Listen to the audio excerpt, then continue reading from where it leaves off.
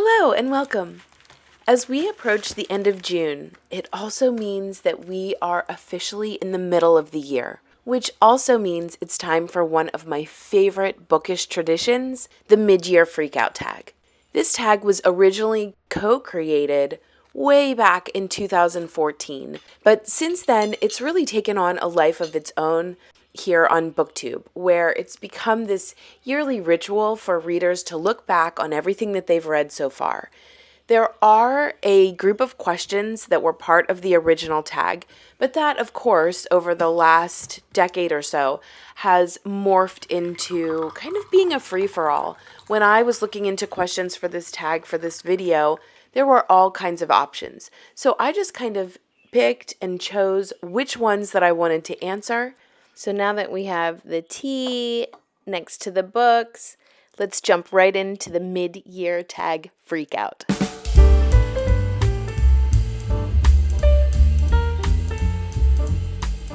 I am jumping right out of the gate with not saving the best for last, but rather sharing with you what my favorite book has been so far this year. And that is The Shuttle by Frances Hodgson Burnett. So if you've watched my wrap-up videos that I do each month, I think I even titled April's thumbnail to say, I found a new favorite or something to that extent, because I knew then that this was a new favorite, and that stands, even just a couple months later still, and probably will just stand from now on as The Shuttle being a favorite. I am familiar with Frances Hodgson Burnett's children's books, The Secret Garden, Little Princess, Little Lord Fauntleroy. Loved them, loved the whimsy, loved the depth of that story. But The Shuttle just brings a whole new level to my appreciation for Frances Hodgson Burnett's writing. This book is incredible. So the title is in relation to the ships, the steamers that shuttle back and forth between America and England, specifically for the different classes. Like, we actually do get to travel on the ships a little bit. We see how different classes of passengers are treated and kind of where they go on the ship as far as their accommodations and their meals. But this focuses on the rich American heiresses who came over to marry the landed gentry with titles in England. So you have these very ornate and expensive estates, but there wasn't a lot of capital behind them. There would be a title of a lord or something of that nature. And then they would get this influx of capital by marrying an American heiress. This is something that happened in our shared histories, and Frances Hodgson Burnett explores that. She also explores abusive relationships, both emotional and physical, so she does not shy away from very heavy topics, and she also explores redemption and hope and love. We've got a very strong female character who I love in our sister Bettina, who she does not let her sister Rose languish and disappear. As soon as Bettina is old enough, she travels back over to England to find out what happened to her sister. You've got some mystery, you've got village life, you have history that gets shared of that village life. It's just such a compelling story and so moving. And I actually did listen to a lot of this on LibriVox. There is a very intense kind of this like suspenseful, very intense situation that happens at the end where there's a lot of danger. And so it just has everything that you could want in a book. So if you have not read Frances Hodgson Burnett's adult books, specifically The Shuttle, then I cannot recommend picking this up enough. Again, it has very heavy topics in it, so she doesn't shy away from that. It's not, saccharine sweet. We do deal with some very painful situations, but this book is just everything to me. Next, we have the best sequel. And for that, I am choosing Priorsford by O. Douglas. This is the second book in the series. I think there are 3. We read Penny Plain, which is the first book in this series, at the Cozy Reader Book Club for January. I really think we kicked off the year with just an absolute delight. Just such a wonderful book. And I read Priorsford just this month and loved it so much. So you're back in the setting of Priorsford. I don't want to give too much away because you really do have to read these books in order. If you read this book, it's going to spoil everything that happens in the first book, and the first book is just such a delight. I would not wish that on you. But being back in Priorsford is it's just so wonderful. We have our characters, we get an update on them. Some of them have grown, some of them are just still frustrating. So, just a wonderful thing. We also see our main character, Jean, who also has just blossomed in her adult life. And we have some new situations that arise. And this book, as far as a sequel, I could not have asked for anything more. And again, as I said with the shuttle, if you have not read O. Douglas, specifically the Priorsford series, so the first one is Penny Plain, then I would recommend picking that up and then picking this up. You can find them as ebooks pretty easily. And so that is what I would suggest doing because it is so worth your time. The next prompt that I am choosing to do is a new favorite character. And I thought long and hard about this, and I didn't know where this book would fit in this video. So I chose this for Wormwood Abbey. This is the first book in the Secrets of Ormdale series by Christina Bear. In this we have Edith Worm. Her father and their family all return back to his childhood estate because there's been a death in the family and now he's inherited it. And so they go back to kind of see what the lay of the land is, what the situation is.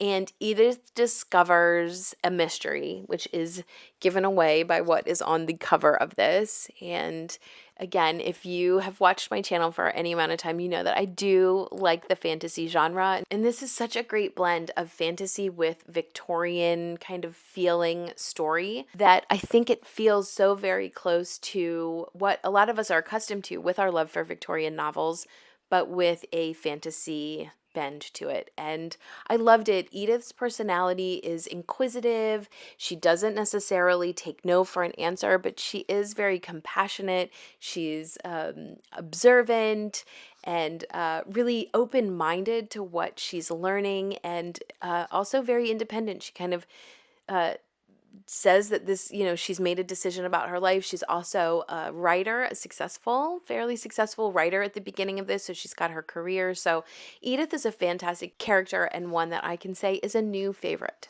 The next prompt I've chosen to share is best summer books. So the first one I wanted to share is What Katie Did. This is by Susan Coolidge. Love this cover. Again, with the swing, little diabolical, but quite lovely. I love this cover. It's so beautiful. This book is set in summer. We're on a break from school. There's a lot of outdoor activities that are happening and experiences. And so I think if you're looking for a summer book, then this is certainly an option. My friend Beth at Small Home Comforts is actually going to be doing a summer box, including this as her choice. So if you don't have it and you do want to read it, I'll be sure to put her information down below so that you can sign up and hopefully sign up for her box to get this as well as all of the other goodies that she includes in her book box subscription. The second book that I wanted to share, I don't actually have a copy of yet, and that is Forget Me Not Library by Heather Weber. I've mentioned this book before, but did want to share it specifically as a prompt for summer books. It's set in the southern United States. It's a hot kind of summertime situation. Heather Weber writes that setting very well as magical realism. So there's a little bit of unexplainable things that happen. We have a cat who is able to push books your way that you need at that time. We also have cars that end up stranding you in this town in Forget Me Not because you are in need of something. And so just some unexplainable things that happen, but we've got love, we have heartbreak and heartache, we have some hospice care situations, we have family bitterness, we have divorce situations, as well as, again, romance and family support and all of that. So if you've read Heather Weber, it is what she does. And for me, this is my favorite of hers so far. But if you haven't read her, she is a great summer book choice so far. For any of the books I've read of hers, they're all really great for being set in the summertime. And this prompt is new favorite author or most underrated author. I think this would fit for both of them. And I've chosen Mildred Wirt Benson. I learned earlier this year when I did a video about Carolyn Keene not being real, I really did a deep dive into that information. Mildred Wirt Benson wrote some of the Nancy Drew series, as well as the Dana Girls, as well as her own series of Penny Parker, which I've read and have loved, in addition to Edith Worm in the Secrets of Ormdale series. I also really thought about including Penny Parker in that because I loved her so much. But I figured we would talk about Mildred Wirt Benson here, and Penny would get her limelight time to shine. So Mildred Wirt Benson is just so incredible. I wish she had gotten more acclaim during her life.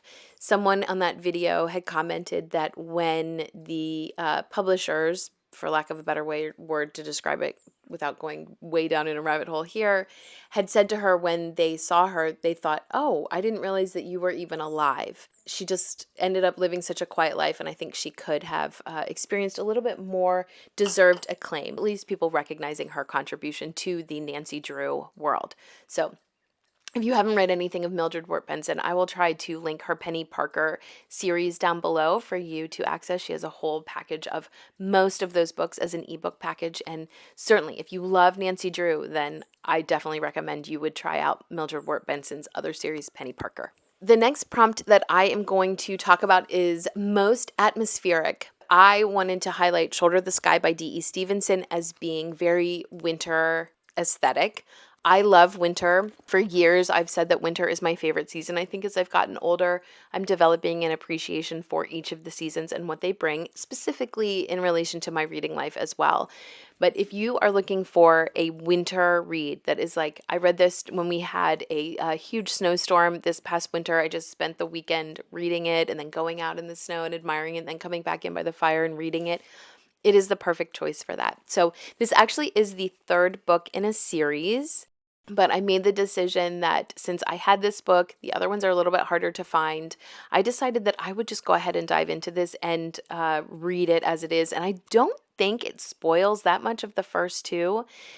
But regardless, this was such a wonderful reading experience that I would not change anything for that. So we have a doctor who ends up having to get on skis to go ski and try to help someone who is in need. We have a newlywed couple who are like on the other side of this river, and the road that goes in to get to them is just very terrible. So they often have to come across the river, so they're waiting for it to freeze. Just very much a winter book. And Shoulder the Sky was just so sweet and wonderful as far as a story that I had to mention it as being so atmospheric. Now we come to the books that are the greatest disappointments. So I actually have 3 to share with you. So the first one, sadly, is Godmersham Park by Gil Hornby. I had so looked forward to this story. I even specifically looked on Pango, I think, for the UK edition because I just loved it so much.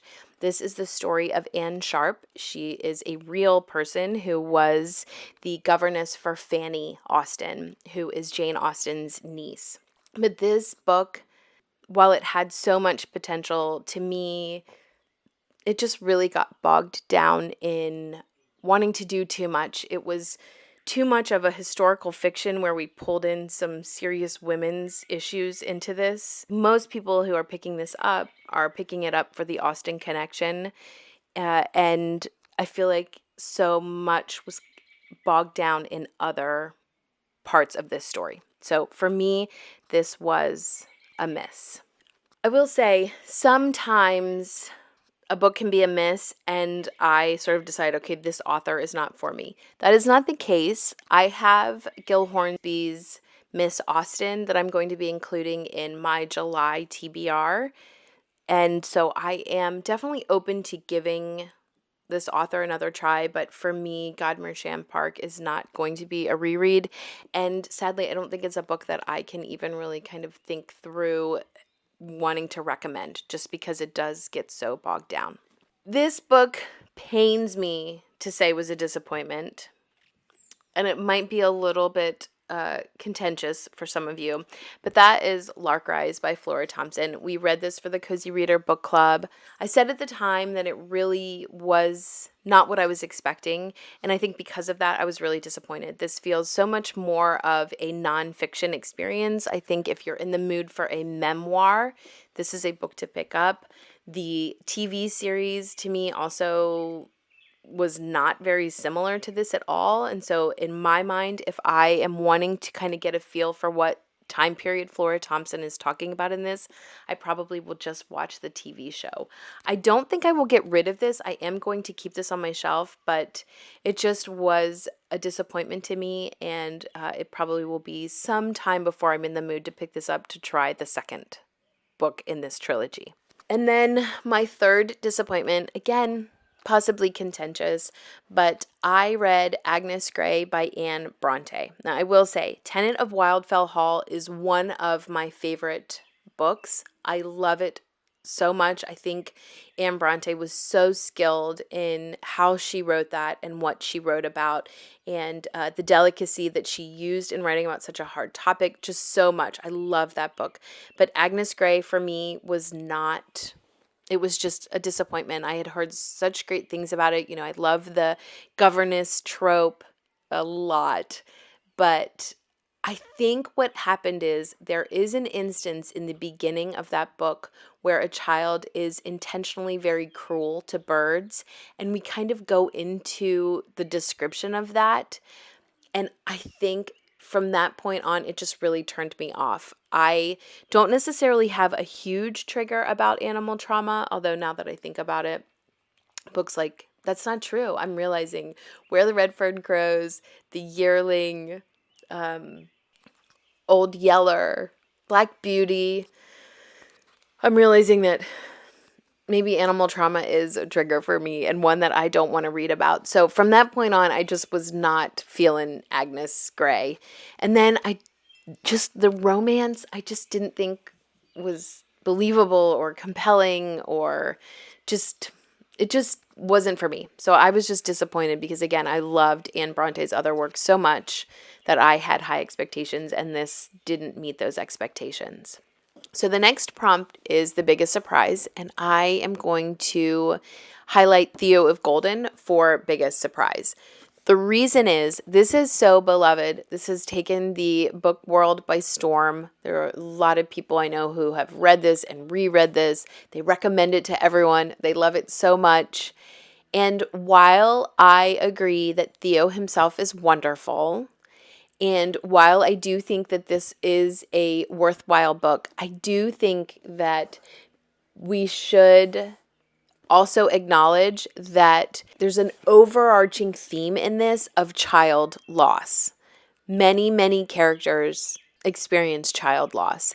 And there's also a traumatic war scene that is described in what I would think is pretty detailed manner. So I think this book has heavier themes in it than what I was expecting. So with so many people kind of sharing like, oh, it's so cozy and heartwarming, there are definitely aspects of this that are cozy and heartwarming. The fact that Theo finds the portraits and he decides he's going to take them to people. And when he does, he learns their story. And I think that the author has done a great job of being realistic with the stories that we're learning about people. Life is hard. It certainly is hard. And we learn the hard parts of life in that, though. And that, I think, is what makes this not be as heartwarming as a lot of people are saying that it is. I actually think it has pretty heavy topics. We've got the unhoused and those mental health challenges. And I also think the ending is pretty surprising as well. Shocking is probably what I would say. It just seemed, well, lack of a better word, a little bit convenient and, again, very surprising. So I do think that it deserves the hype that it's getting, especially for a debut author. I'm very happy for Alan Levy to have done so well with this. I mean, I'm not sure, but you could see this being a movie, right? Where, the rights would be picked up and we would see Theo on the screen. Who would play Theo? But either way, I did find it surprising that so many people recommend this so wholeheartedly, because I do think that this book is a good recommendation, but for a specific type of reader. All right, next we have most nostalgic. I have recently done a whole malt shop genre sweep of reading those types of books, and so I cannot help but include Practically 17 by Rosamond du Jardin. Such a great book. It is such a great book. I definitely want to continue that series. I wish that I had more exposure to it, like some of the other malt shop genre books that I, read when I was younger, because I think I would have just devoured the Toby Henderson series. So in Practically 17, we have Toby. She is just such a likable and flawed character, which makes her so relatable. She gets jealous. She gets petty, but she also has a lot of compassion and forgiveness and humor. And she's just like this sort of whirlwind in her life. And this story of her family and her relationships and her school life, it's just magical and very nostalgic. So if you're looking for that like 1950s nostalgia book, then, and that like malt shop, milkshake, diner kind of a feel, summer at a lake, then I would recommend reading Practically 17. It's definitely a book that I'm going to recommend in other types of videos as well, because I think more people need to read that book. And then switching completely gears to best audiobook, I am going to recommend Lady Tremaine by Rachel Hatchhauser. As I mentioned in my wrap-up video, Lady Tremaine had the potential to be a favorite. I could have been sharing it alongside The Shuttle, which would have been such an eclectic combination, but as a favorite. When I started, I was like, this book is phenomenal. The audiobook was so great. I thought the voiceover actor did a phenomenal job.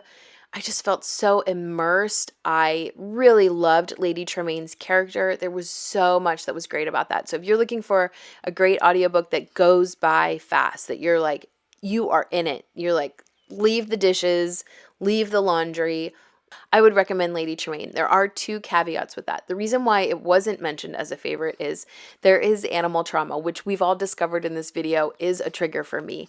It didn't ruin it completely, but it was a shocking turn of events. I wish I had kind of had some inkling, because I really didn't see that coming, and then there was animal trauma and I was like, oh, that's terrible. But then there also was, and if it was just that, again, I might have been able to get past it, but there also was a plot twist in this that the only way that I can describe it is it's icky. And it's not like this terrible thing. I know that, there are much worse things out there, but with it kind of just giving me the ick, with that is the plot twist that the author chose, I was kind of like, well, it was a great audiobook. I'm glad I read it, but again, it's not one that I would be gushing about. So just be warned, if you want to know what the kind of ick twist is, then send me a message and we'll figure out how I can share that with you. If those things don't deter you, but you still want a really good audiobook, then I would recommend Lady Tremaine. Favorite cover? I chose The Faraway Inn by Sarah Beth Durst. I think Sarah Beth Durst covers are nice on all of the ones that I have seen of hers, but this cottage, this inn, this bed and breakfast that our main character, Kalisa, goes to, I want to be there too. I just think it's beautiful. Just looks like this cozy little cottage in the woods. Favorite cover. Oh, I should say, Faraway Inn is YA fantasy. It is a really great story, very wholesome. The romance is like this side plot, and it's not at all, there's I don't even think there's a kiss in here. But it is fantasy. Sarah Beth Durst does cozy fantasy really well. She does fantasy well, but also cozy fantasy really well. So I loved this YA fantasy. It's one I'm totally comfortable handing to my teens to read, and just really imaginative. Loved it.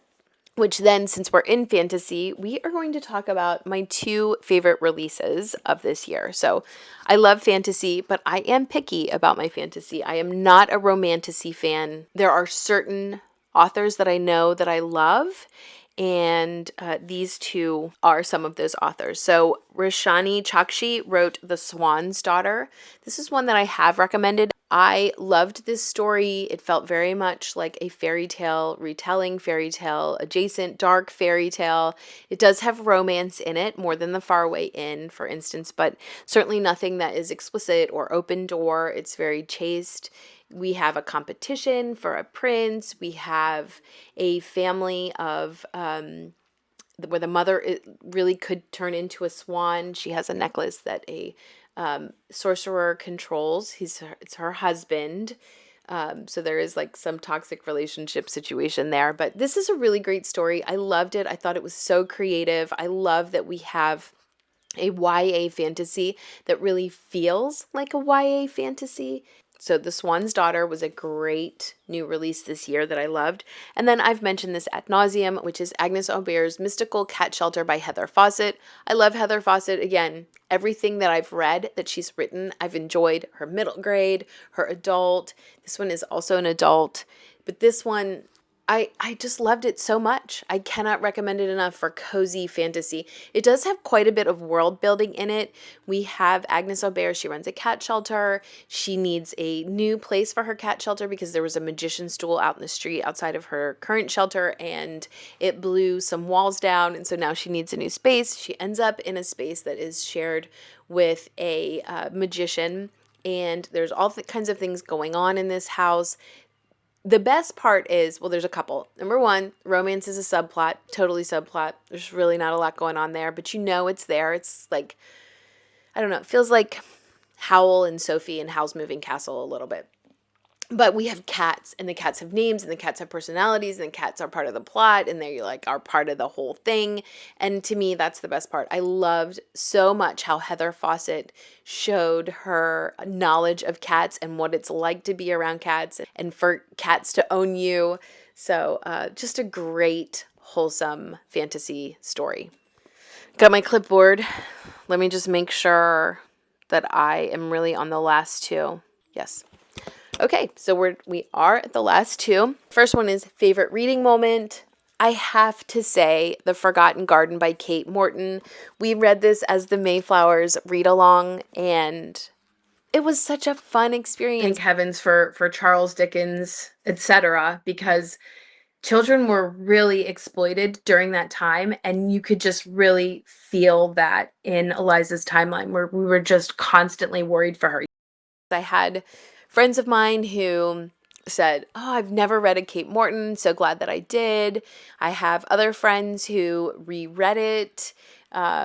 It just was so fun. And then we did the lives, and I had new friends come on and ask questions and make really smart comments and just have a lot of community experience around reading this. I was so concerned because it is so thick, but it went fast. It is a triple POV, triple timeline story about mothers and daughters and adoption and loss and family saga, and there are little Frances Hodgson Burnett secret garden connections in here. Kate Morton herself had the original setting be her house, and the antique stall that some of the characters sold at was a real place just behind her house in Australia. We're also set in Cornwall, England. Such a great reading experience. Had so much fun. I did do 2 lives, and I will link them below if you're interested. If you want to pick this up and then you want to see what people smarter than me had to say about this on our lives, then you can go back and watch those. And then lastly, for a best comfort read, I chose Coming Home by Rosamund Pilcher. Jen at Jen's Reading Life did a read along in April and May for reading this. I had not ever read it. I had it sitting on my shelf, so I was so excited to pick this up. She kindly invited me to join her on her lives for April and May, and I will link those below here too. There's a lot of linking below, but in case you want to watch them, we just had so much fun. The reason why I choose this as a comfort read is this, when you read Rosamund Pilcher, you really do feel like you are coming home. Her writing style is very unique. It does really feel like you recognize her in that writing. You have a lot of similar themes, but it still manages to feel fresh.